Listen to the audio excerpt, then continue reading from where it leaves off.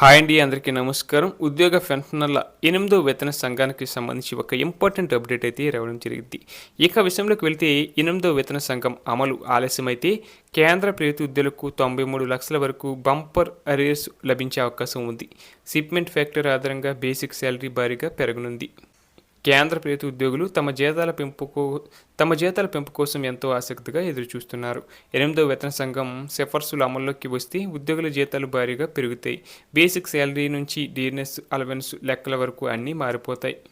అయితే ఈ సిఫార్సులు అమలు ఆలస్యమైతే తమకు ఎంత అరియర్స్ లభిస్తుందనే ప్రశ్న ఉద్యోగుల మనస్సులో ఉంది. ఒకవేళ 8వ వేతన సంఘం అమల్లో ఆలస్యం జరిగితే సెంట్రల్ గవర్నమెంట్ ఎంప్లాయీస్కు లక్షల రూపాయలు అరియర్స్ వచ్చే ఛాన్స్ ఉంది. 8వ వేతన సంఘం సిఫార్సులు అమలు ఆలస్యమైతే కేంద్ర ఉద్యోగులతో పాటు పెన్షనర్లకు కూడా అరియర్స్ ప్రయోజనం అందుతుంది.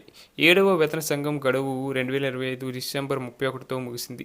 ఆ తర్వాత 2026 జనవరి 1 నుంచి 8వ వేతన సంఘం అమలు చేయాలనే ప్లాన్ ఉంది. కానీ కమిషన్ రిపోర్టు తయారీ ప్రభుత్వం ఆమోదం పొందడానికి టైం పట్టేలా కనిపిస్తుంది. ఈ లేట్ కావడం వల్లే ఉద్యోగులకు అరియర్స్ రూపంలో భారీ లాభం కలగనుంది. ఇందులో షిప్మెంట్ ఫ్యాక్టర్ కీలక పాత్ర పోషిస్తుంది. దీని ఆధారంగానే కొత్త బేసిక్ శాలరీ ఎంత అనేది ఫిక్స్ అవుతుంది. ఈ షిప్మెంట్ ఫ్యాక్టర్ 2.0 నుంచి 2.87 మధ్య ఉండే అవకాశం ఉందని అంచనా వేస్తున్నారు. అలాగే 8వ వేతన సంఘం సిఫార్సులు లేట్ అయితే ఉద్యోగులకు అరియర్స్ రూపంలో పెద్ద మొత్తంలో డబ్బులు అందుతాయి. ముఖ్యంగా లెవెల్ 15 నుంచి 18 వరకు ఉన్న సీనియర్ అధికారులకు ఈ అరియర్స్ ఏకంగా 90 లక్షల కంటే ఎక్కువ వచ్చే అవకాశం ఉంది.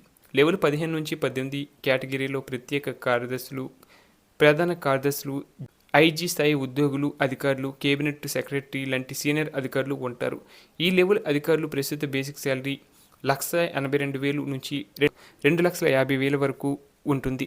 ఒకవేళ 8వ వేతన సంఘంలో షిప్మెంట్ ఫ్యాక్టర్ 2.86% ఫిక్స్ అయితే లెవెల్ 15 నుంచి 18 వరకు ఉన్న ఉద్యోగులకు లక్షల్లో అరియర్స్ వస్తాయి. 20 నెలల అరియర్స్ బేస్ చేసుకుని లెక్కిస్తే ఈ అమౌంట్ గరిష్టంగా 93 లక్షల వరకు చేరుకుంటుంది. అయితే ఇవన్నీ కేవలం అంచనాలు మాత్రమేనని గుర్తుంచుకోవాలి.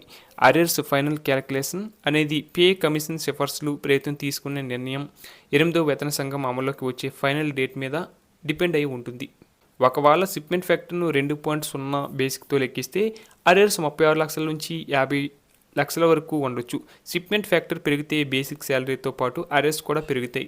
అలాగే షిప్మెంట్ ఫ్యాక్టర్ అనేది ఒక మల్టీప్లయర్. దీని ఆధారంగానే పే కమిషన్ కేంద్ర ఉద్యోగుల బేసిక్ శాలరీని లెక్కిస్తుంది. కొత్త పే కమిషన్ వచ్చినప్పుడు పాత బేసిక్ శాలరీని ఈ షిప్మెంట్ ఫ్యాక్టర్తో గుణించి కొత్త బేసిక్ శాలరీని డిసైడ్ చేస్తారు. ఈ షిప్మెంట్ ఫ్యాక్టర్ పెరగగానే basic salary, DA, HRA, arrears అన్నీ ఆటోమేటిక్గా పెరిగిపోతాయి. 7వ వేతన సంఘంలో షిప్మెంట్ ఫ్యాక్టర్ను 2.57గా నిర్ణయించారు. ఇది 2016 సంవత్సరం నుంచి అమల్లోకి వచ్చింది.